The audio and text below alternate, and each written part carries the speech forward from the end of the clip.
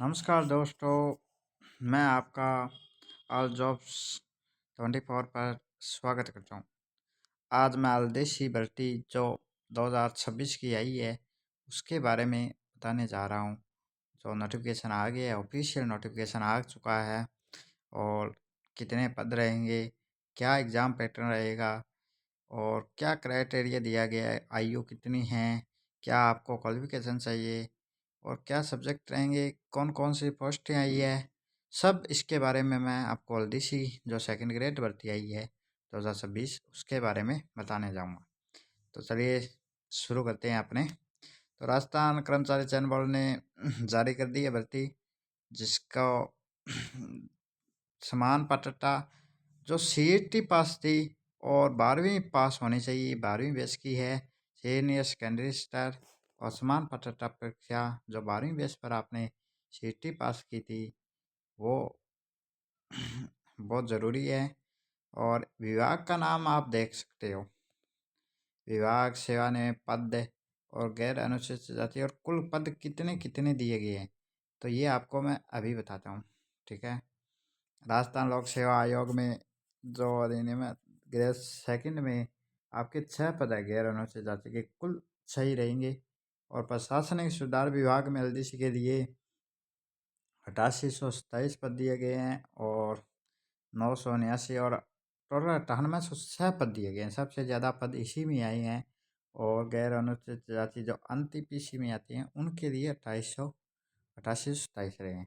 और कृषि विभाग के लिए आपको पदबंदी में 581 पद देखने को मिलेगी और अनुसूचित जाति की 1900 टोटल देखने को मिलेंगे। नंबर 2 पर ये रहेंगे पद।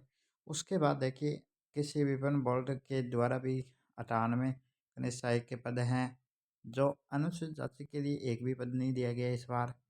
और कनिष्ठ सहायक के लिए 46 पद दिए गए हैं और 50 पद कुल दिए गए हैं ये। और माध्यमिक शिक्षा बोर्ड के हिसाब से लिपिक ग्रेड में 84 पद है एलडीसी के लिए और 84। ये बीच में आपको ये बता दूँ, सेवा नियम दिया गया है, इसके लिए आपका इसी के अंदर ही इन चीज़ों में सिलेक्शन होगा। अलग अलग पोस्टें हैं, अलग अलग है, अभी आगे आपको बताऊंगा। टोटल पर 10,000 पद दिए गए हैं, 10,500 ही मानिए, 10,744, लगभग 11,000 के आसपास पद दिए गए हैं। इस बार काफ़ी आपके लिए बेनिफिट रहने वाला है। और इसमें बताया गया है कि जो ये पद हैं आप देख सकते हो, आवेदन किस प्रकार होगा, ऑनलाइन आवेदन होगा। ऑनलाइन आवेदन के बाद आवेदन प्रक्रिया आप इस तरीके से किया जाएगा। आपको असस्व पर जाना होगा, अभी बताता हूँ आपको। असस्व के पोर्टल पर जाकर आपको लॉगिन करना है अपनी आईडी वगैरह। ठीक है, 1 टाइम ओटीआर होना ज़रूरी है आपके लिए। और अलग अलग अगर आपके पास जाति प्रमाण पत्र जो ओबीसी सर्टिफिकेट होता है, ईडब्ल्यूएस सर्टिफिकेट होता है, वो सर्टिफिकेट होना भी अनिवार्य दिया गया है। ठीक है, अभ्यर्थी और ठीक है, सीटी जो 2024 में पास किया है जिसने, ठीक है, उसका एप्लीकेशन नंबर दर्ज होगा। ठीक है, सीटी ये देखिए, सीटी सीनियर 2024 आवेदन ये दिया जाएगा। और वेरिफिकेशन और असस्वादी को सिस्टम डाटा वेरीफाई किया जाएगा। वेरीफाई होने के बाद ही आवेदन पत्र खुलेंगे। ये देखिए, पहले आपको सीटी के बारे में आपको अपनी जानकारी देनी होगी, डाटा देना होगा, फिर वो वेरीफाई करके बताएगा असस आईडी में, फिर ही आप आवेदन कर पाएंगे, नहीं तो आवेदन नहीं कर पाएंगे दोस्तों। ये बात रही। ठीक है, और इस संबंध में विज्ञप्ति जारी कर दी गई है, आप देख सकते हो मेरे इस पेज पर। क्या हो रहा है रे, ओटीआर दर्ज के बाद आपको अभ्यर्थी अपने सभी का मोबाइल नंबर दें, ईमेल आईडी दें। ठीक है, क्योंकि कल को जो नोटिफिकेशन आएगा वो आपको मिल सके। ठीक है, अगर आप किसी और का देंगे तो फिर दिक्कत हो जाएगी। और जो शुल्क रहेगा, शुल्क की बात की जाए तो सामान्य और ओबीसी वगैरह के लिए 700 रुपये रहेगा और अनुसूचित जाति के लिए 400, और जो दिव्यांग है उनके लिए भी 400 रुपये रहेगा। ये रहेगा। ये देखिए, अब ये लिपि ग्रेड संकिंग पदों के लिए, अलग अलग पदों के लिए सीटें जारी कर दी गई है, आप देख सकते हो। अभी मैं आपको सबसे ज़्यादा सीट आई थी उन्हीं के बारे में, एक के बारे में बताऊँगा।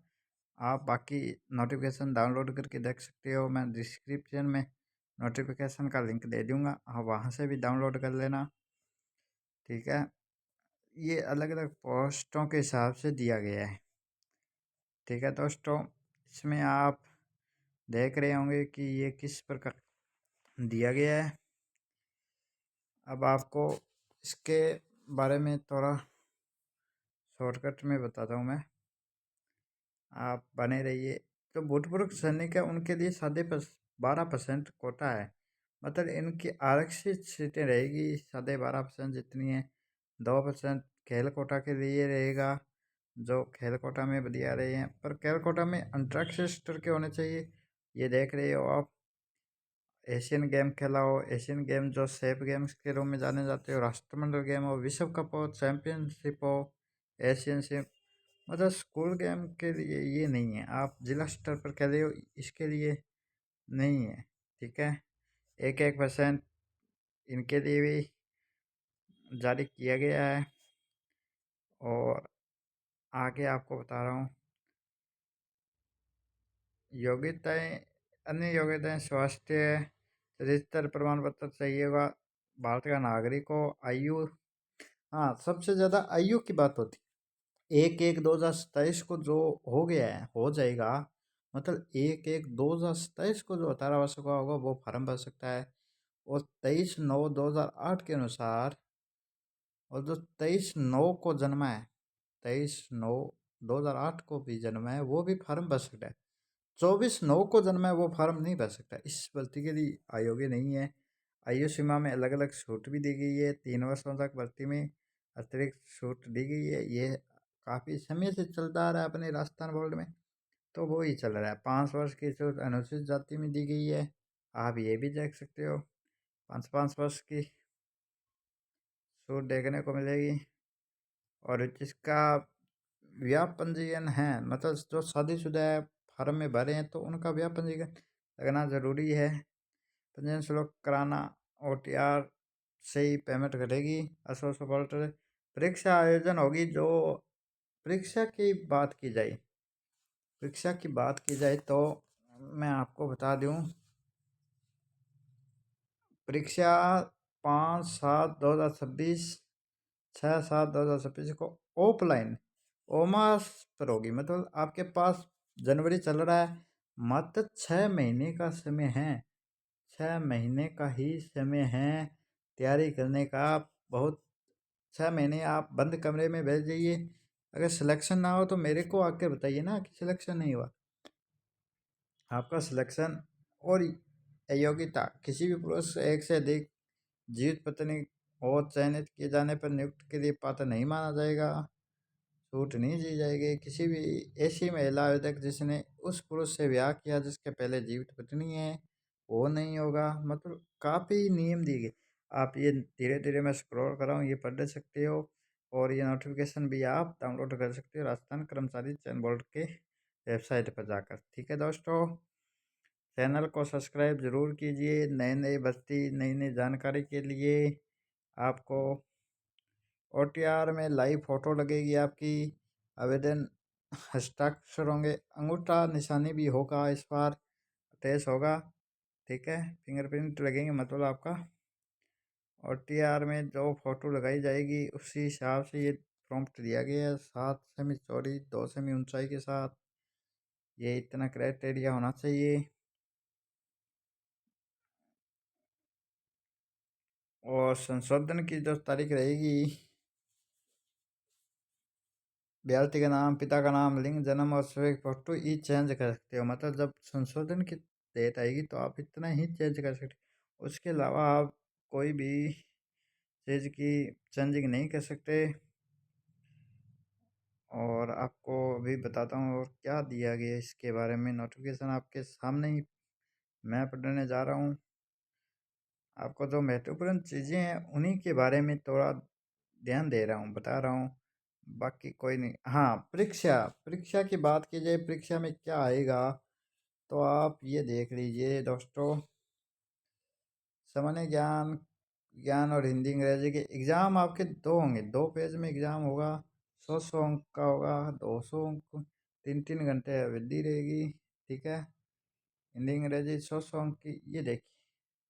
और पेज 2 में ये रहेगा 25-25 नंबर के 10-10 मिनट के, ठीक है दोस्तों। ये इस प्रकार से ये सिलेबस रहेगा आपका, ठीक है।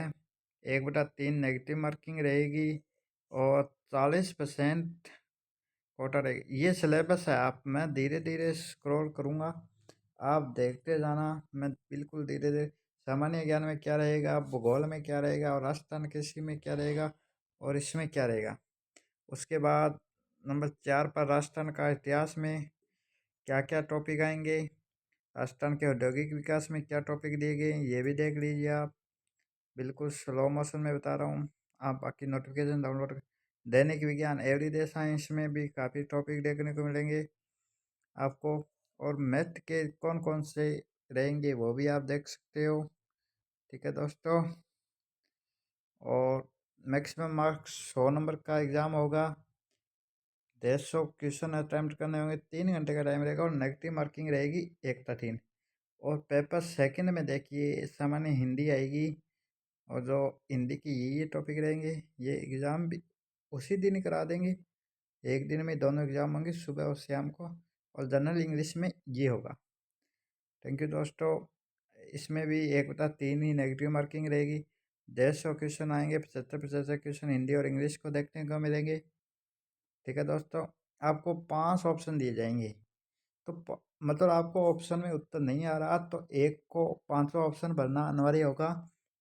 अगर आप नहीं भरेंगे तो 1/3 नंबर भी काटे जाएंगे, और आप अगर 10% प्रश्न, मतलब 100 क्वेश्चन है उसमें 10 से ज़्यादा छोड़ देंगे तो आप परीक्षा से ऑटोमेटिक बाहर हो जाएंगे। अभी जो आप फर्स्ट ग्रेड का रिजल्ट है उसमें भी देखा गया 26,000 बच्चे बाहर बैठ गए हैं, एग्ज़ाम से बाहर हो गए हैं। उनके नंबर होंगे तो भी बाहर हो गए हैं, क्योंकि उन्होंने 5वां गोला नहीं भरा।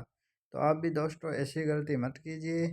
थैंक यू दोस्तों, मेरे चैनल को सब्सक्राइब कीजिए, और आप जल्दी से जाकर राजस्थान नवदेश की भर्ती को फार्म ज़रूर भरें, जो आपको, आप भी एक सरकारी सेवा में नियुक्त हो सके। सभी को बहुत बहुत शुभकामनाएं एग्ज़ाम की तैयारी के लिए, एग्ज़ाम भी दिया हो। थैंक यू दोस्तों।